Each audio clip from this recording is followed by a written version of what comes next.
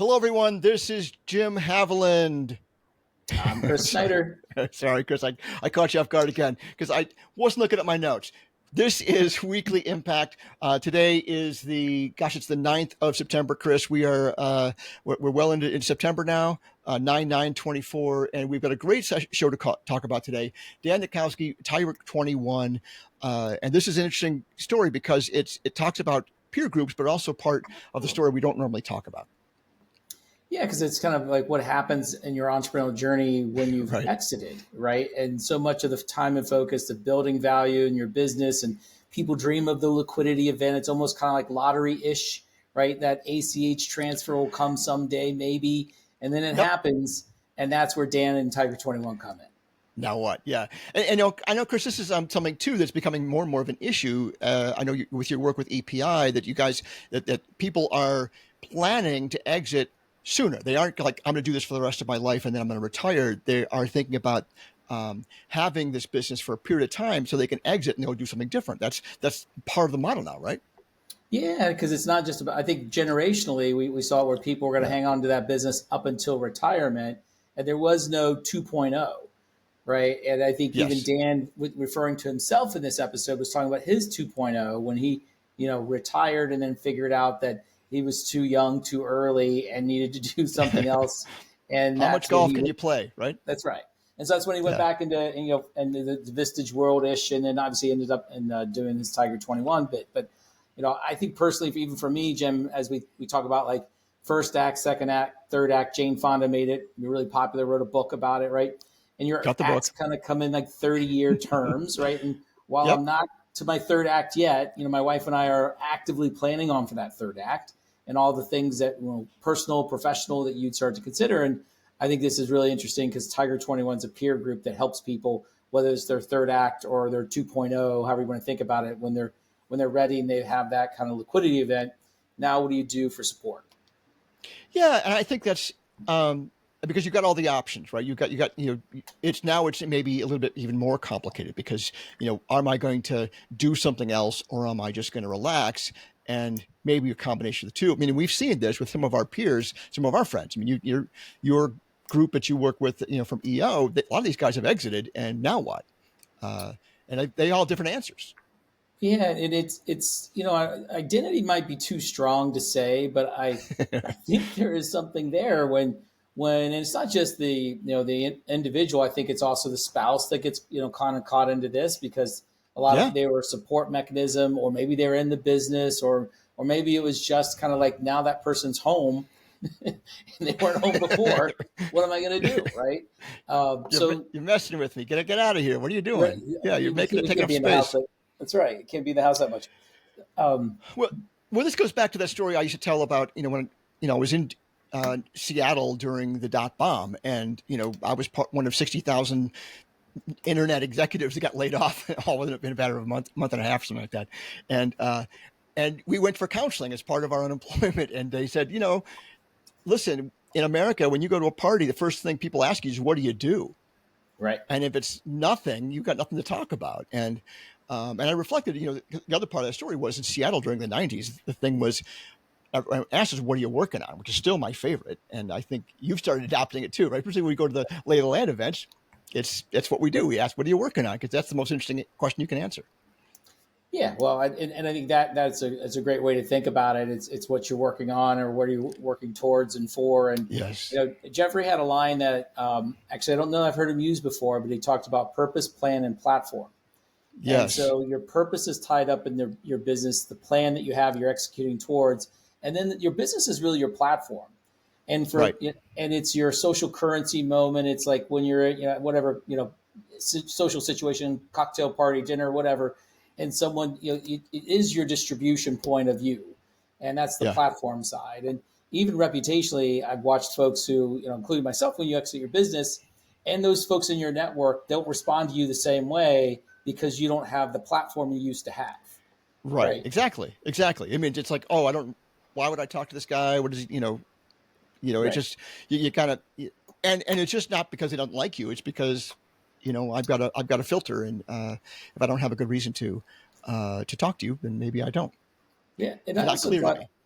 Yeah, and Dan did a nice job of talking about these peer groups, the Entrepreneurs Organization, EO, Yep. Young Presidents Organization, YPO, obviously Vistage because he was a Vistage chair, and then saying that there's some kind of linear motion across these. Like you start at a certain place, maybe you can get into YPO, or Vistage is a different place.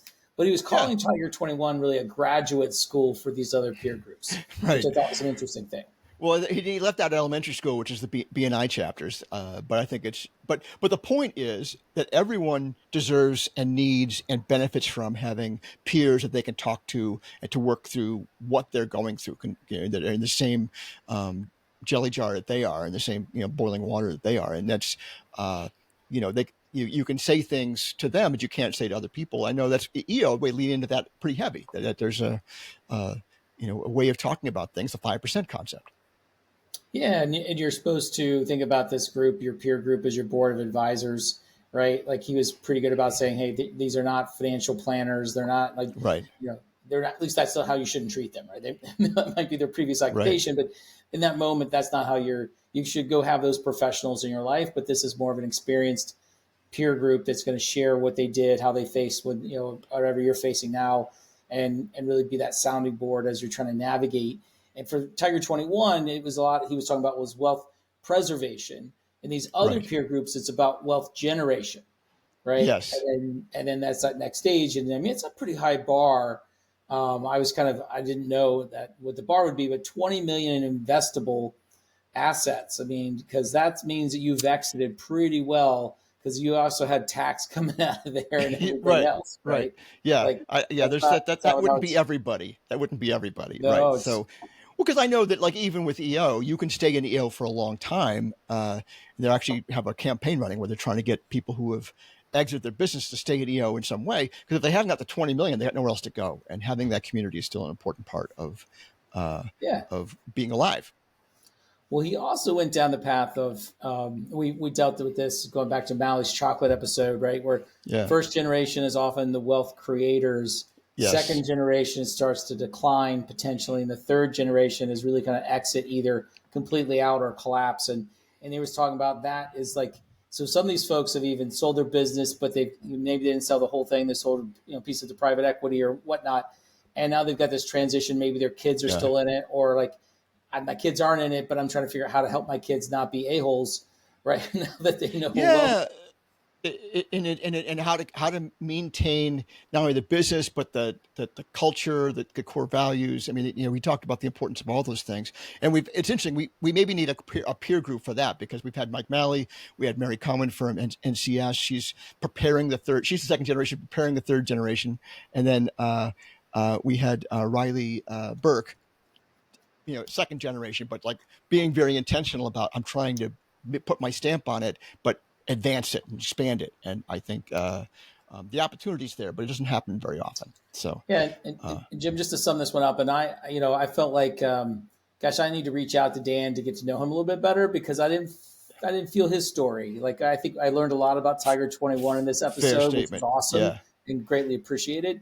But I also one of the things I love about the podcast, I feel like I get to know the entrepreneur a little bit more, and or the person who's supporting the entrepreneur, which I kind of put Dan in that category with his Yep. Tiger 21 group. But you definitely want to reach out to Dan and get to know him a little bit better coming out of this I think episode. that's right because we can't make recommendations to him until we know him a little bit better. We want to Yeah. make those superlative recommendations, right? So that's um, but the real takeaway here is you got to have a peer network. There's plenty of them out there to pick from, including putting them together. So you've got a former EO group that you work with. Yeah, so I mean, we kind of just aged out, right? So I was in EO for 13 years, and our forum, as they call them, I just got to a place after decade together inside. We kind of exited, and Yep. we kept we call it the 5% forum, and there's 8 of us, and we've been doing this now outside of EO for 4 or 5 years. Nothing wrong in my opinion with that because I think it's just another testament to having it. And then, Yes. you and I set upon this, it was right before the pandemic, right, to create kind of more of a networking based peer group. I think we got to the Yes. point where we're calling it next level networking group. And then we've We've gone through a modified couple that titles, a couple of names. We got to a find the right. couple iterations. Important things have names. We got to find the right one. So Yeah, we landed with this trusted partner network group that kicked off earlier this year. Amazing cast of folks. Obviously, yourself, yes. myself, TJ Glia, who from Journey Wealth was on episode, I've lost count. Lost track, yeah. A little bit of ways from Journey Wealth. Alex Gertzberg from Gertzberg Licata. Love Alex, right? And they're a full service kind of business to business law firm. Very entrepreneurial gentleman he is. Yep. And also an EO member. Kevin Lurie, who's, I guess they're still, they calling it Aon yet?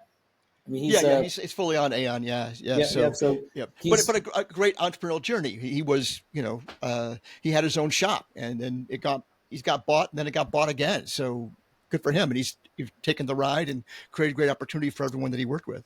Yeah. So full service broker, and then Jim Gilbride, right? Who Focus CFO, also Vistage chair. Jim's just got a great entrepreneurial background, so he's in the group too. Yeah. Nicole Rosario from Mod Pros, right? That's our marketing kind of representative inside the group.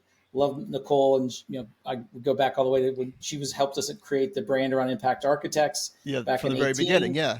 Yep. And we got Todd Fetterman, obviously, also an episode of Lay of the Land out there, guys, from North Coast Ventures.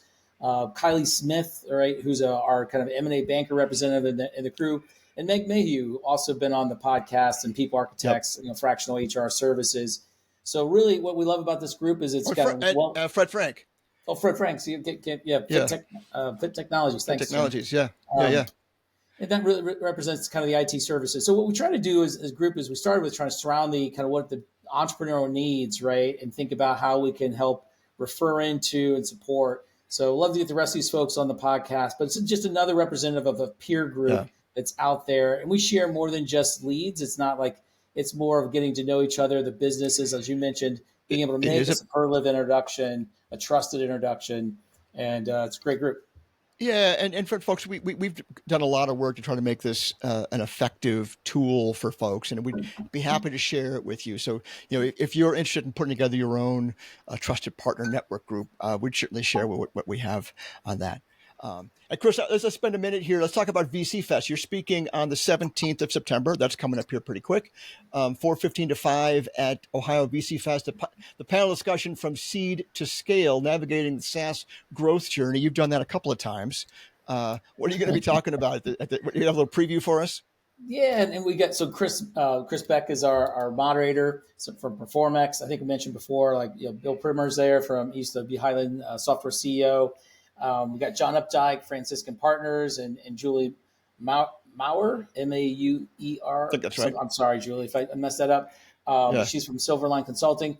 And so we're going to be talking about that kind of the trials, tribulations, the journeys, getting from that seed stage all the way up. There'll be plenty of VCs in the audience as well. So I think we're going to talk about successful things we've done and probably things we learned around kind of fundraising.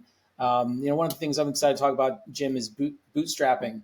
Right. Yeah. And we often celebrate people who raise money, and I've raised a good amount of money in my time, and sometimes too early. Right. Looking back on it. Folks, don't raise money before you have to, because that's 100%.